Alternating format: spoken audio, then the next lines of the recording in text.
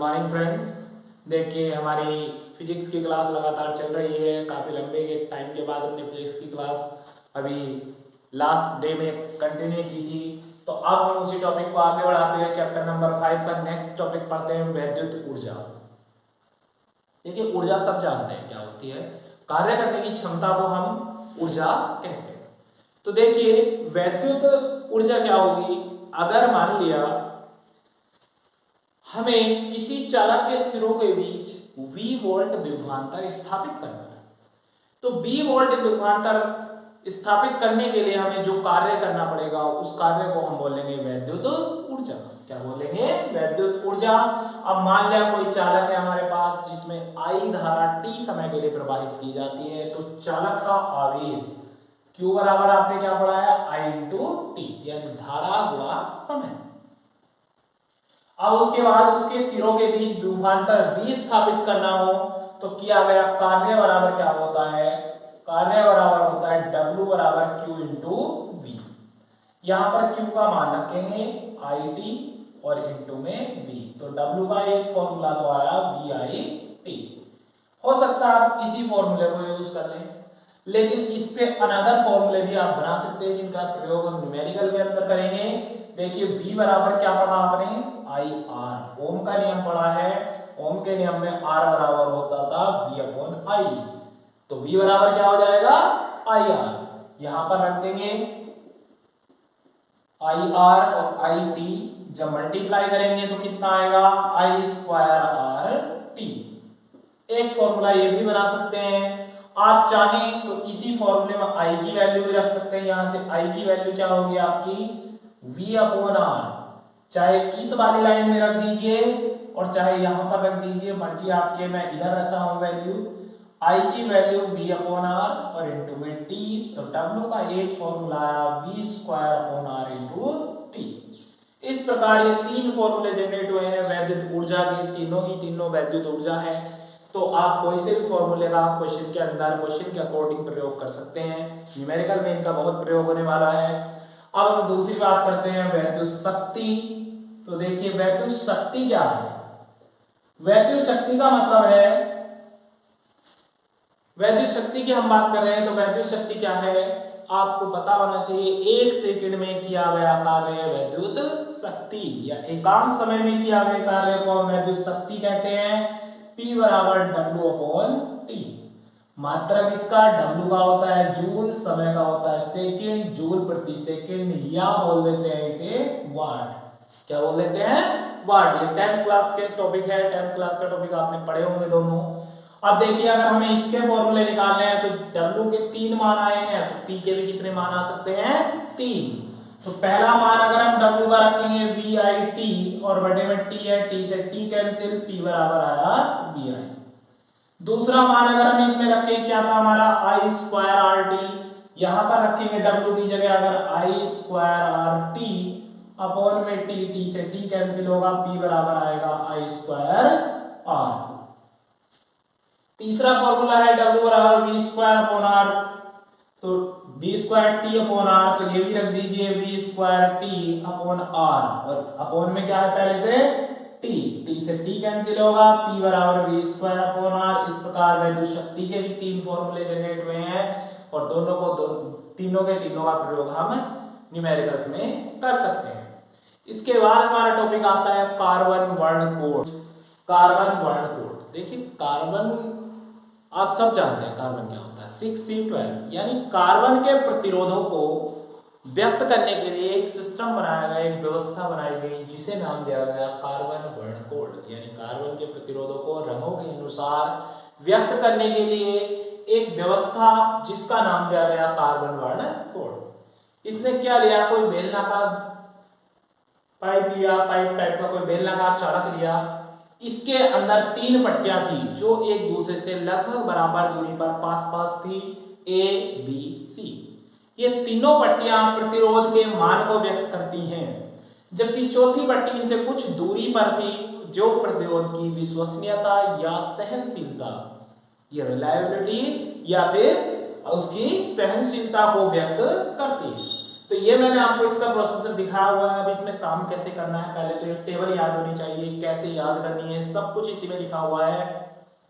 ये स्टार्ट करने से पहले मैं आपसे कहना चाहूंगा कि अगर किसी बच्चे ने अभी तक हमारे चैनल को सब्सक्राइब नहीं किया है तो सबसे पहले चैनल को सब्सक्राइब करें, वीडियो को लाइक करें, शेयर करें। देखिए अब यहाँ बात करते हैं। अब मैंने एक सेंटेंस लिखा है ऊपर, BB Roy great boy very good wife. इसका एक उद्देश्य है अपना, इस टेबल को याद करने की ट्रिक है। पहले तो हम टेबल को पढ़ लेते हैं। देखिए इसमें क्रम जो है, पहला है ब्लैक यानी कि काला, भूरा ब्राउन, लाल रेड, नारंगी ऑरेंज, येलो पीला, ग्रीन हरा, ब्लू नीला, वायलेट बैंगनी, ग्रे सलेटी और व्हाइट सफेद। आप हिंदी में याद करना चाहते हैं हिंदी में कर सकते हैं, इंग्लिश में याद करना चाहते हैं इंग्लिश में। संख्याएं लिखी देखो, फर्स्ट एंड सेकंड, यानी कौन सी पट्टी की बात हो रही है, पहली और दूसरी, ए और बी की।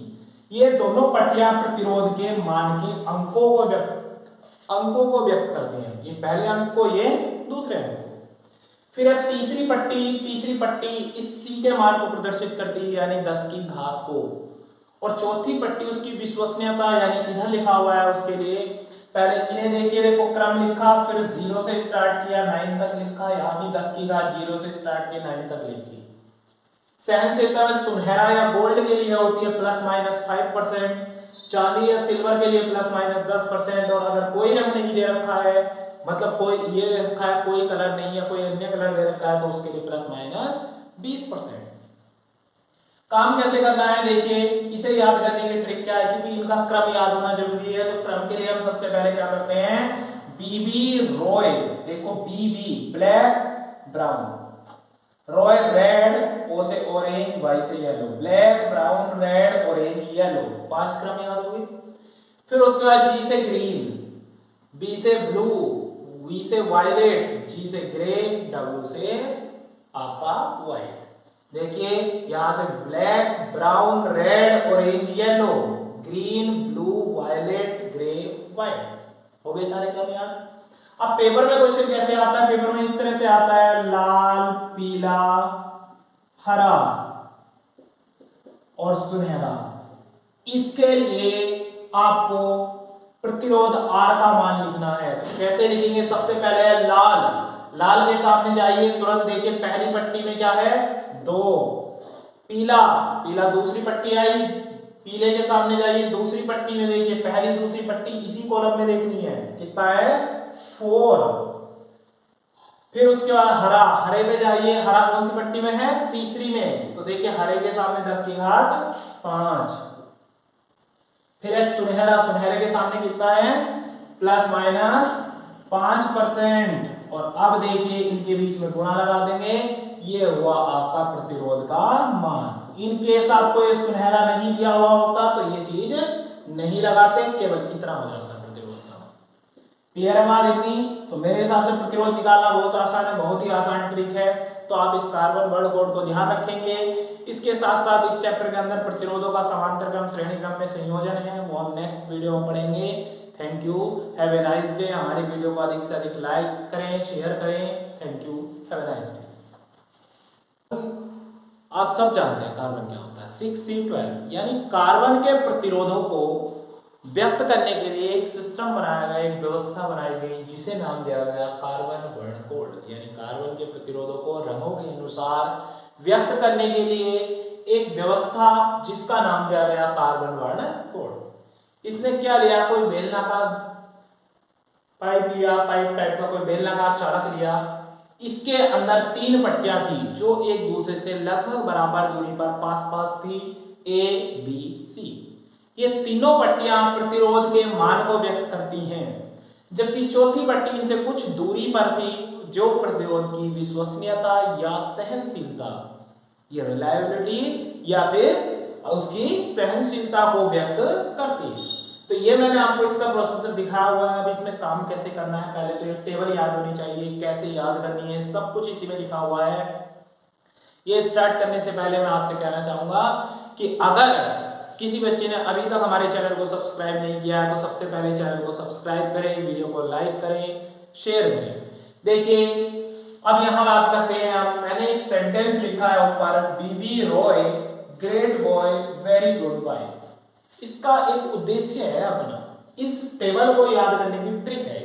पहले तो हम टेबल को पढ़ लेते हैं। देखिए इसमें क्रम जो है, पहला है ब्लैक यानी कि काला, भूरा ब्राउन, लाल रेड, नारंगी ऑरेंज, येलो पीला, ग्रीन हरा, ब्लू नीला, वायलेट बैंगनी, ग्रे स्लेटी और व्हाइट सफेद। आप हिंदी में याद करना चाहते हैं हिंदी में कर सकते हैं, इंग्लिश में याद करना चाहते हैं इंग्लिश में। संख्याएं इनकी देखो फर्स्ट एंड सेकंड, यानी कौन सी पट्टी की बात हो रही है, पहली और दूसरी, ए और बी की। ये दोनों पट्टियां प्रतिरोध के मान के अंकों को व्यक्त करती हैं। ये पहले अंक को, ये दूसरे अंक को। फिर अब तीसरी पट्टी इस सी के मान को प्रदर्शित करती है यानी 10 की घात को। और चौथी पट्टी उसकी विश्वसनीयता यानी इधर लिखा हुआ है उसके लिए। पहले इन्हें देखिए, देखो क्रम लिखा, फिर 0 से स्टार्ट किया 9 तक लिखा, यहां भी 10 की घात 0 से स्टार्ट की 9 तक लिखी। सहनशीलता सुनहरा या गोल्ड के लिए होती है ±5%, चांदी या सिल्वर के लिए ±10%। और अगर कोई रंग नहीं दे रखा है, मतलब कोई ये रखा है कोई कलर नहीं है, कोई अन्य कलर दे रखा है, तो उसके लिए ±20%।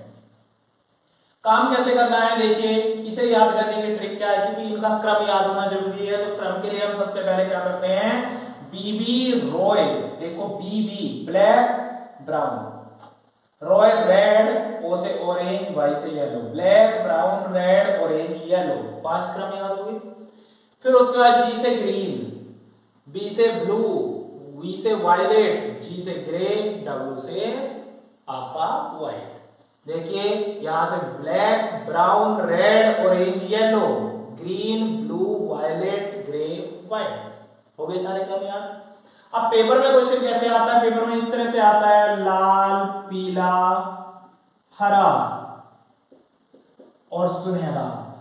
इसके लिए आपको प्रतिरोध R का मान लिखना है। तो कैसे लिखेंगे, सबसे पहले है लाल के सामने जाइए तुरंत, देखिए पहली पट्टी में क्या है 2, पीला दूसरी पट्टी आई, पीले के सामने जाइए दूसरी पट्टी में, देखिए पहली दूसरी पट्टी इसी कॉलम में देखनी है, कितना है 4। फिर उसके बाद हरे पे जाइए, हरा कौन सी पट्टी में है, तीसरी में, तो देखिए हरे के सामने 10 की घात 5। फिर एक सुनहरे के सामने कितना है ±5%। और अब देखिए इनके बीच में गुणा लगा देंगे, ये हुआ आपका प्रतिरोध का मान। इन केस आपको ये सुनहरा नहीं दिया हुआ होता तो ये चीज नहीं लगाते, केवल इतना हो जाता प्रतिरोध का। क्लियर है बात इतनी? तो मेरे हिसाब से प्रतिरोध निकालना बहुत आसान है, बहुत ही आसान ट्रिक है। तो आप इस कार्बन वर्ड कोड को ध्यान रखेंगे।